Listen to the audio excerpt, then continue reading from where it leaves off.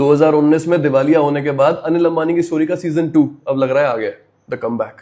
खुशखबरियों की लाइनें लग रखी हैं, कंपनियां घाटे से प्रॉफिट में आ रही हैं, बैंकों के कर्जे निपटते चल रहे हैं, ऑर्डर पे ऑर्डर पकड़ के ला रहे हैं, कंपनियों के शेयर रोज अपर सर्किट ठोक रहे हैं, और ये पूरा मोर्चा घर के 2 बेटों ने संभाल रखा है।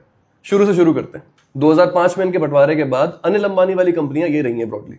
अब आज देख के मानोगे नहीं, बट तब का रिलायंस कम्युनिकेशंस अनिल अंबानी के लिए वही कैश काउ था जो मुकेश अंबानी के लिए रिलायंस का ऑयल एंड गैस बिजनेस था। 45% पैसा यहीं से आ रहा था और फिर 35% रिलायंस एनर्जी से, जिसको अब हम रिलायंस इंफ्रा बुलाते हैं। बट ये टेलीकॉम वाली गेम रातों रात बदल गई। एयरटेल आइडिया ने प्राइस वॉर शुरू कर दी और इंडस्ट्री का आरपू गिरने लग गया।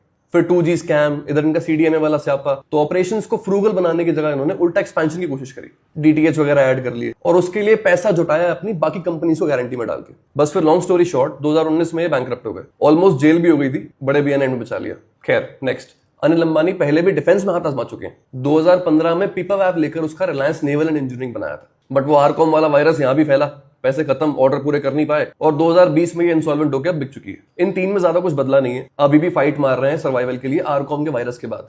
फिर इन दोनों में भी कोई खास बदलाव नहीं है, स्टेबल चल रहे हैं, बट रेवेन्यू इतना मिनिमल है कि कोई इंपैक्ट नहीं है। RNRL रिलायंस पावर एमर्ज हो चुकी है।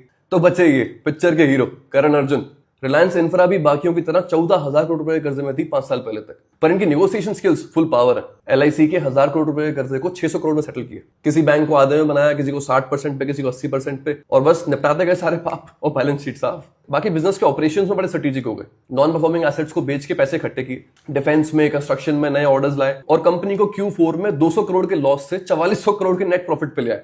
बाकी रिलायंस इंफ्रा के पास रिलायंस पावर का करीब 25% स्टेक है, जिस हिस्से की वैल्यू भी इसी टाइम अप्रिशिएट हो गई, तो बैलेंस शीट और खूबसूरत दिखने लग गई। अब वो कैसे?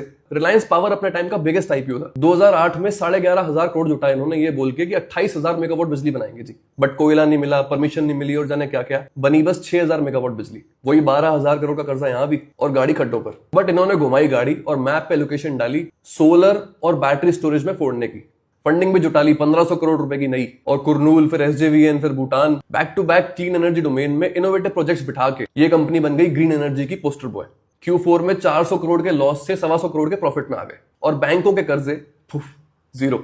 और ऐसे मार्केट में अनिल अंबानी की गुडविल को लेकर सेंटिमेंट बदलने लग गया। तो जो सेबी के बैन से फंडिंग जुटाने में इनका हाथ टाइट है, वहां थोड़ी हेल्प मिल सकती है आगे शायद। अब ये तो हो गई केस स्टडी, कंपनी स्पेसिफिक आगे बात कर लेंगे, तो आप जुड़ जाओ, फिर मिलते हैं।